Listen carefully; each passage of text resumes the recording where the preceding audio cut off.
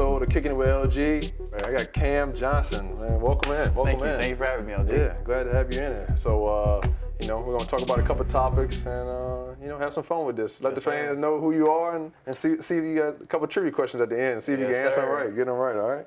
First thing first, I want to ask you, what is the reason behind 23? Tell the fans, tell me what's the reason. I think the initial reason from when I was young, my favorite player in the whole world was Michael Jordan. Okay. My middle name is Jordan. Okay. And probably for the first 3-4 years of my life, I could have sworn my middle name was Michael Jordan.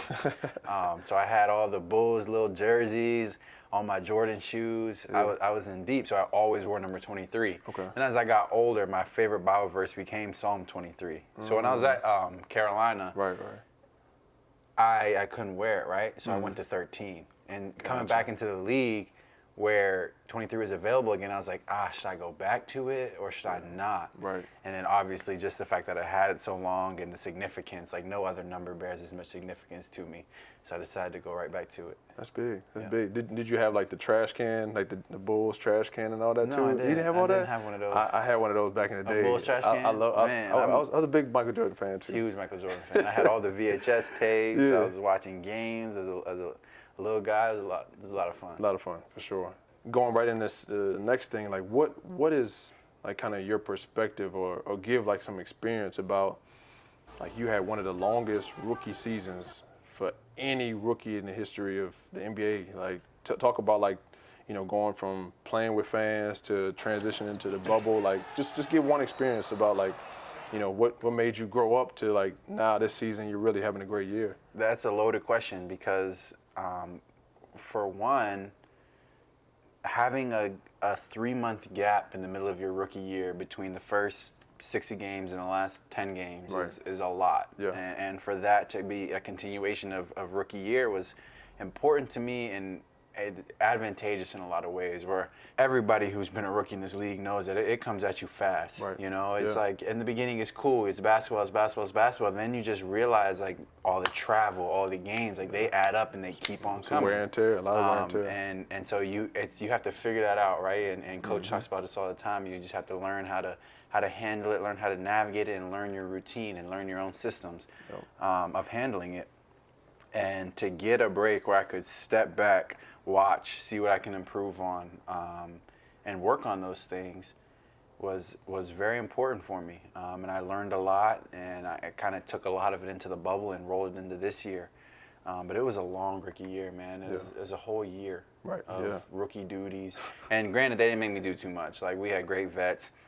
They were never overbearing, but it was a whole, like I had to do people's birthdays twice. Like there's people I sung to in the beginning of rookie year and the end of rookie year. That's how long it was. Crazy. So it was quite the experience. That was a great experience. Yeah. Now, like going down to Orlando, how was kind of the atmosphere? Like once you got in there, all the testing and all that, and then going into like playing, it's just like it felt like once you got into Orlando, it was like a whole different atmosphere. I mean, you guys played well as a unit, but like for yourself, I mean, I remember watching games because I wasn't there. I wasn't able to be a part of it because my team didn't make it, but just watching, like I feel like you guys had an aura around you that like just, all eyes were on the Suns, like, and how hard you guys played, and just like seeing, the transition from like the season to like the bubble. It was a whole different team. Like, was it like more so you guys coming together, like getting time to bond and all that, or was it more so like it just like, hey, look, this was a culmination of everybody just getting better? I would really say that aura comes from the fact that we almost didn't make it to the bubble, right? Yeah. So we're a team that was young, right? And we had our ups, we had our downs. But we showed promise at a lot of times, and it was always a feeling of we know we can hit that next level. Right. We know we can close games better. We know we can win these close games and handle these situations better. So when the initial bubble talks started happening, and they were like 16 teams, 20 teams, 22 teams, the only scenario we'd make it, I think, was the 22 that ended up going. Right. So kind of being on edge and not knowing if your season was completely over or you'd have new life was it kind of motivated us, and then we got in, and it's like we have a chance, and maybe we can do all we can do and still not make it, but Just control what you can control. There you Exactly. go. There you go. So us going in there and playing hard each and every day, it was like fun. Like think about where you were, where everybody was. In May, June, July, you're at home. You don't even know if you can go work out at gyms. Like you're kind of not allowed to. I mean, I don't know if you snuck into any or you had your own private gyms, but you weren't allowed to. You couldn't find pickup games. I mean, the most you could do was find somebody 1-on-1, 2-on-2. That was it. And some real private areas, right? Right. And you couldn't be around many people, maybe just your family. So it's just a lot of like being kind of trapped in one spot. And then you get to the bubble and it's like, you kind of, after the first couple of days, and when you realize that you're really in a bubble and it seems to have been working, like you could relax a little bit. Yeah. And you're on the court, you're playing, you're being coached. There's 15 guys on the court, and then you're scrimmaging with each other, and then you're playing other teams. Like it was it was something that we did not take for granted because we didn't have it, and you just didn't have that playing, that competing, that interaction that we usually had. Yeah. So I think all those kind of combine for us specifically as a team to motivate us to give it our all each and every night, and it came together, and some things went our way, and we were able to string together some wins, and even though we didn't make the playoffs, I felt it was just great building blocks for this team. No, absolutely. So Cam and I right now, we're in the Harvard Business Program, and both of us are going along taking 6 to 8 cases about numerous amount of topics that we're trying to cover right now. What kind of sparked you about doing that? I mean, M.B.A puts on a great program to kind of connect us with Harvard. So what made you go choose that? Yeah, there's a couple of things. One is just taking advantage of resources. We all know that the league offers so much, our teams offer so much, and like if you think about it, if we weren't hooping, like to be afforded an opportunity like this, like people would jump at it at a heartbeat. So like just because we're hooping now, I think that gives us even more incentive to kind of capitalize on what we're doing. So that's one part. The second is just obviously the ball's going to stop bouncing at some point, and just being as diverse and as ready for the next phase of life as possible. And you know this. You do a really good job of diversifying yourself from what I know about you. Talk about like, right now you just did Spotify. Yeah. Talk about, just give like a little brief thing about Spotify. I think the cases in general are just kind of examining decision making and trends and all that. And the Spotify case is a cool one to look at now just because of where we are in 2021 and how popular streaming services are. But it's just kind of how they got there, how they got their subscriptions to the point where it's a machine that can keep itself rolling. Yeah. Just highlighting the exposure. So obviously if I have Spotify, then I have access to all these artists, and Spotify has power to put certain artists in front of me. The program overall I think is so helpful because there's such a diversity of cases that you can look at. And it's not about the cases themselves, it's about just kind of what you take away from it, and what your mentors are able to guide you along those lines of thinking, because it's the lines of thinking that are important. I think the trust on both sides is really important when it comes to streaming. Every day that goes by, I think there's less and less people that are inclined to walk into Target and buy a CD.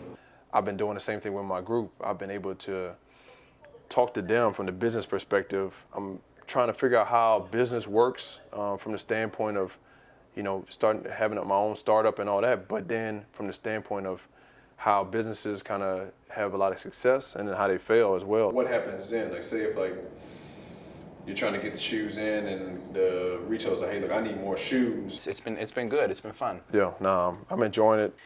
Business was something that I wanted to do in undergrad, and I was going to do it in undergrad. Decided to get my undergrad degree in communications. Okay.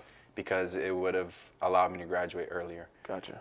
And then I was like, okay, if I graduated in 3 years and I got 2 years to do a master's degree, and I can get my M.B.A. in those 2 years, and an M.B.A. in that case would be, hold more weight than my undergrad in finance or my undergrad in business administration, whatever it may have been. For sure. But after my third year at Pitt, when I graduated, I made a decision to transfer. Yeah. And then in going to Carolina, I didn't really find the business program that I wanted to find, like not the same one, because I was already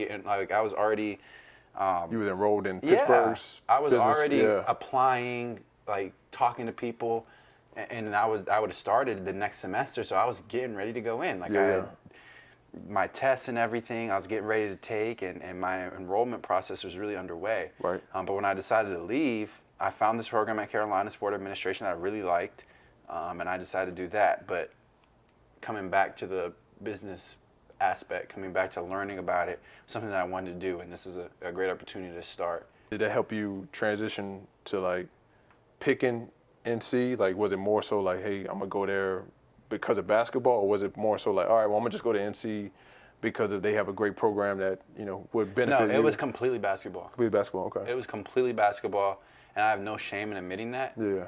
But that's great though, because it all worked out, because later on. It was like it was completely, like, my decision was completely basketball, and then I made the decision to what I thought was the best program in that school, and it all worked out, right? Absolutely. Like, it was a great program. I'm still close to the people in that program. SPAD people, if you watch this, hello. And it was great, right? Yeah. And it has nothing to do with putting, you know, it was a basketball motivated decision to transfer. Like, because my whatever I was going to do at Pitt would have been a very good degree to come out of school with. For sure. But it's a decision, you know, we all got to make decisions in life, and that was one I had to make, and I can't complain. It worked out. It's worked out pretty well so far. It's been working out great for you. Working out great. Now, switching gears a little bit, going into like sneakers. So, you know, I'm a big sneaker guy. Yeah. Talk about, like, I know you've been wearing the fours most of the season. Like, I was getting on you one game about like one of his fours, right? The front of it was falling apart. So I was like, hey, Cam, you need to switch out some shoes, wear some different shoes. What is like kind of like why you wear the fours, or why you love the fours? The fours have always just been a good shoe. Okay. I've always been a sneaker guy. Okay. And I used to, man. Because now he wears a lot of Air Max. I've seen him in a couple forces, but more Air Max. I'm a big comfort guy these days, which is weird, because I thought, you know, at a time in my life when I have like all the kicks in the world available to me, I go stupid. I'm running out of storage space in my closet, and I don't wear most of the things I have. I just keep them on ice. You know? It's smart. That's smart. And I go for comfort, and I have a lot of Air Maxes and a lot of Prestos and running shoes that I just like to rotate in and out of. Today I'm wearing slides, bumming it. It's okay. It's my cool. Bad. It's cool. My bad. It's cool. It's cool. We're talking about it. We'll show the fans what you want according to it, so it's good. But them Kobe's, I went back to those Kobe's because my feet were blistering up in January, and I went back to the Kobe's because, for whatever reason, my feet weren't blistering up in them. So then I started rotating my Kobe 4s again, and I got that black pair that I wore at one point in the season, that white pair, orange pair, and that multicolored pair. So I got a couple of those that I'm rotating now, but I'm never too glued to one shoe. Okay.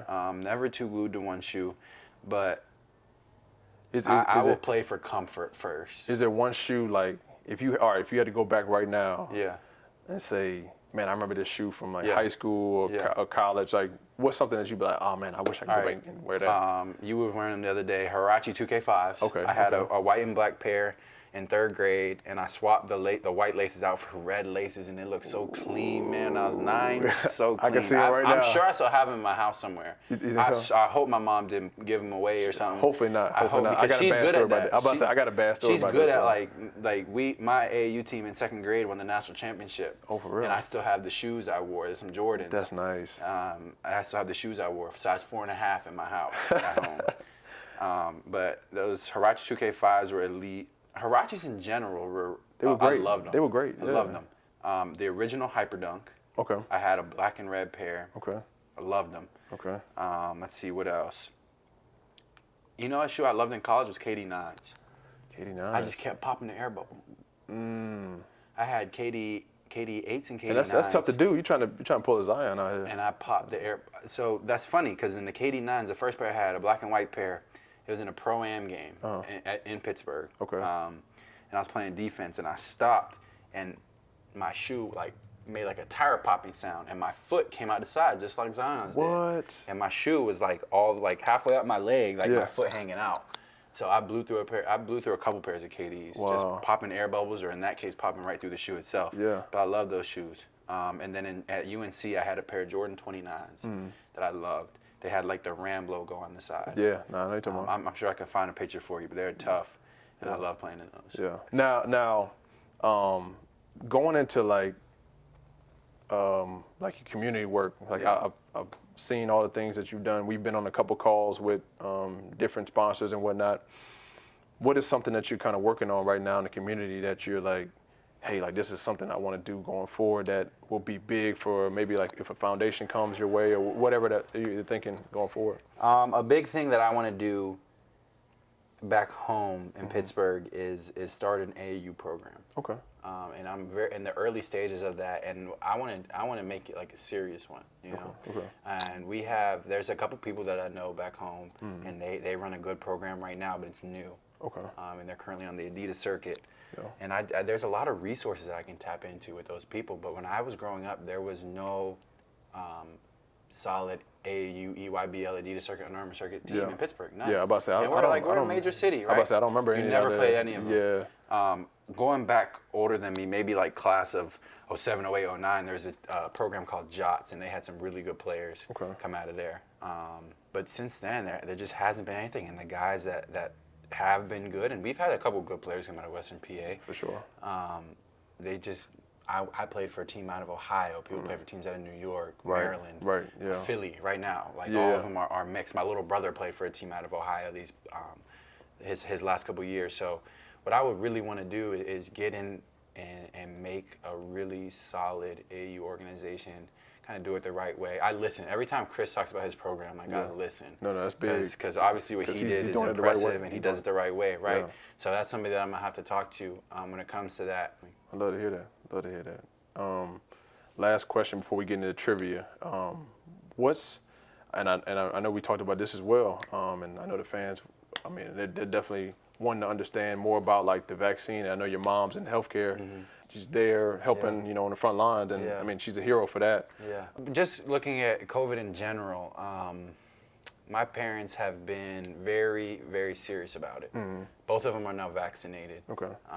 My mom. And look, if you haven't been vaccinated, then make sure you guys go get vaccinated. I mean, we all want to get past it. you Yeah, know, yeah. And that's our best way right now. And we need to protect who we can protect, and the quicker we get out of this, the better. Yeah. My mom, she takes care of my grandma basically every night. You know, goes and checks on her. Yeah. So when I was at home from March until June before the bubble, I felt really uncomfortable doing anything that would put my family at risk. Exactly. Because obviously, if I do something foolish, Right. it could have serious repercussions. Exactly. So we laid real low, and I have asthma, so my parents have been like, don't get it, where are you going, what are you doing, like be careful.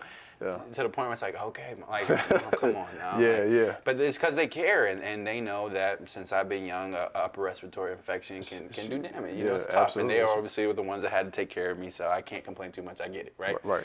But it's a serious thing, and I think that it kind of hit me. My parents, like, you know, they really care. They really care about us and our family and the people, right? So I was supposed to go home for Thanksgiving this year. I was supposed to go home, go down to Chapel Hill, watch my brother's games. Yep. And just with everything going on and with everything traveling, I was talking to my mom and my dad, and I decided to stay here for Thanksgiving. And my family, like, my dad is like, every Sunday dinner, you have to be home. You have to be there for Sunday dinner. Like, probably if you're anywhere within 2 hours of home, like you got to be there. Absolutely. And so obviously Thanksgiving is something, and it's his birthday. Ooh. So it's something that my family really is, you know, pretty big about. A big holiday, a big tradition. Yep. And we came to the conclusion that it'd be better off for me to stay in Phoenix. Yeah. So I spent Thanksgiving without them for the first time in a long time. And the thing that hit me was like, my mom was like, just get through it now. Like, just do what you have to do now. Be smart now. Handle your business now. And when it's all over, then we'll do something to make up for it. So what that made me realize is, like, there's going to be a light at the end of the tunnel, but we have to go towards that light. You know what I mean? Like, we have to take the steps, whether it's vaccinations or social distancing, whatever it may be, to get past this. You got to take precautions. Right. If we keep not doing it, then we'll just stay in it longer. It's going to keep going longer and So longer. everybody wants to see their families again. Everybody wants to see their people. Everybody wants to go socially gather. Right. But we won't be able to do that until we move on. And so that's kind of the importance of the vaccine and all these measures we're taking right now. Great. Well, let's get into some fun questions now. I got 3 trivia questions for you, okay? All right, I'm gonna read them verbatim so that way we don't mess them up. Okay. All right. So first one is, who is the Suns' all-time leading scorer? I don't know if you're a big historian of the Suns or anything like that. He went to UNC. Walter Davis, that's easy. Dang. Get that one out of here. That's an easy one.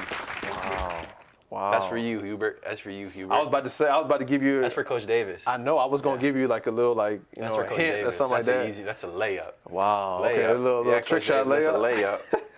Walter Okay. Davis, All right. he can score all that right. thing So now. He can score that all right. thing. He's 1 for 1. Okay. Yep. All right. Here we How go. many questions are there? Just 3. All right, let's Three get questions. over Okay. 50%. Second one. All right. Yep. This is which former Suns All-Star was born and raised in Pittsburgh?